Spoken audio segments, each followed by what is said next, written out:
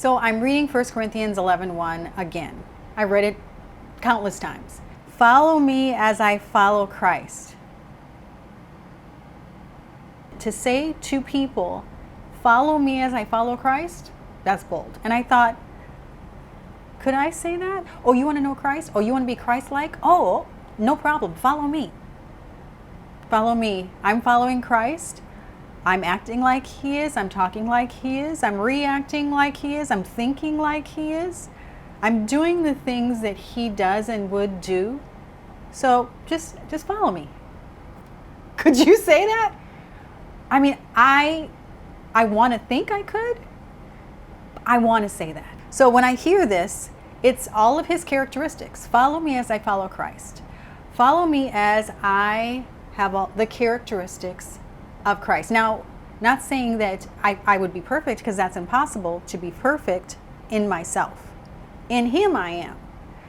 Clothed in him I am. Spiritually I am. And I'm working out my own salvation as you are. But to be able to say that, we should all be able to say that, right?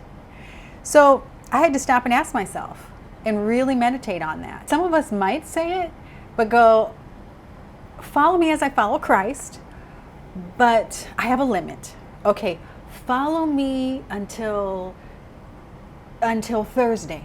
Follow me as long as I'm not inconvenienced. Okay, follow me if it doesn't cost me any money.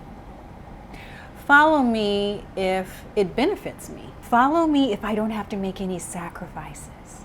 Follow me if I will be seen by others. Follow me if I can put it on Instagram, Twitter, Facebook. Follow me if it's picture worthy, if it's hashtag worthy. Follow me. Hashtag follow me. Oh, yeah, okay, you can follow me. Can we say that unselfishly?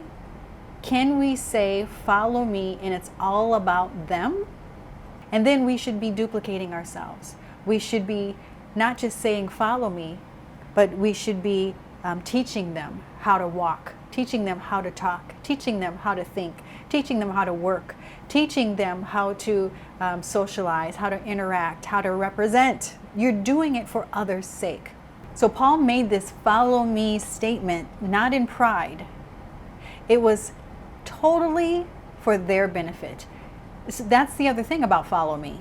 He's saying, for your sake, for your benefit, in order for you to be helped, in order for you to grow and mature and to know Christ more intimately, follow me. He loved people. He wanted better for people. He was a teacher. He was a mentor. He was a discipler. Being able to get to the point of saying, follow me as I follow Christ to someone or a group of people is a sacrifice, because there are things that you have to do in your relationship with the Lord in order to get to the point of being able to say that. In order to get to the point of knowing that you're not going to cause somebody else to falter, to stumble, to fall. You have to get to a point to where you know that if you followed me in public or in private, if you could get into my business in the most intimate way, you would see that I am following Christ. There are people waiting for us to start spending intimate time with God, to become more like God, so that we can get to the point of being able to say, follow me, so that they can look to someone and say, that person is someone that I could emulate, until I can say myself to someone else, follow me. People are waiting for us to get our acts together. People are waiting for us to yield to the characteristics of Christ. There are people waiting for us to actively turn ourselves away from our own reflections, get our eyes off ourselves, and get our eyes on God, and get to the point of being able to say, follow me as I'm following him. There are people waiting for us not to be self-absorbed. This is an incredibly narcissistic society, and narcissism almost seems like an epidemic right now. And we are here for people. We are not here for ourselves. We are created in the image of God for people. And our time on this planet is super short. There are a couple of scriptures I want to read before we wrap up this bite-sized Bible study.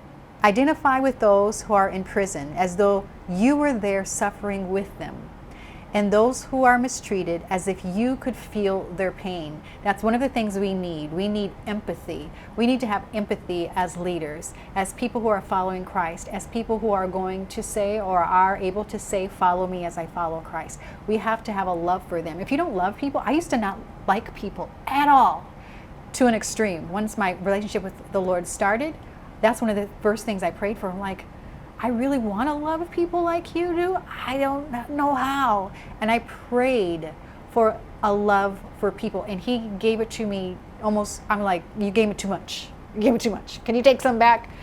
I have such an incredible love for people now, and an empathy for people. It's pretty intense. In order to lead well, in order to be able to say, follow me as I follow Christ, well, you have to love people. And when you love people, you are empathetic, you are sympathetic, you are merciful.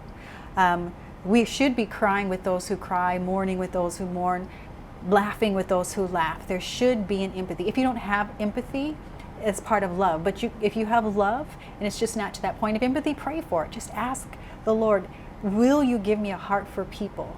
And praying also helps. Praying for people, your empathy grows. That, seriously, that works, that helps.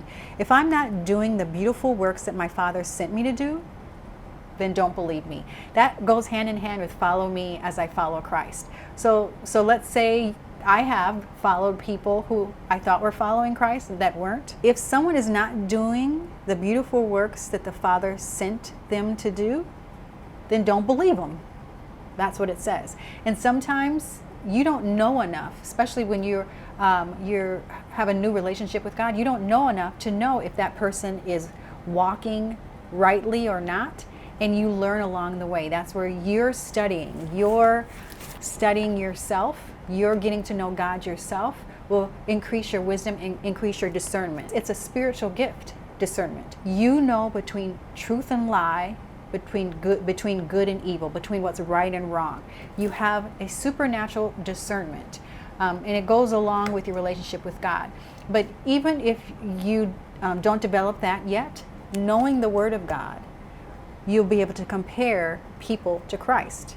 You'll be able to go, I can't follow that person, or I can follow that person because they are or they aren't following Christ. So I could talk a few more hours on godly leadership and holy leadership. That's a whole different topic. But as far as being able to say, follow me as I follow Christ, look that up yourself. Read it in context. Meditate on that. Ask the Lord what that means to you, what that means for you, what that means for Him. To act like He does, talk like He does, think like He does, react like He does, and be the person that you need to be for Him for the benefit of others. Okay? Be followable.